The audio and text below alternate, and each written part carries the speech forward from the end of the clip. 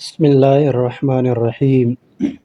محترم سامعین، آج ہم آپ کو حصول اولاد کے لیے ایک وظیفہ بتاتے ہیں۔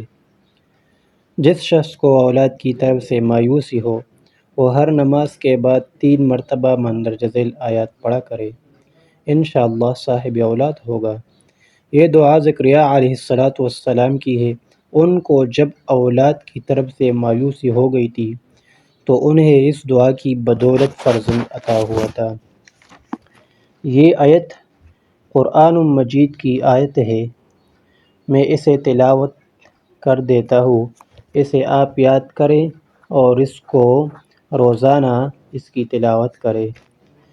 بسم اللہ الرحمن الرحیم۔ رب لا تذرنی فردا وانت خیر الوارثین۔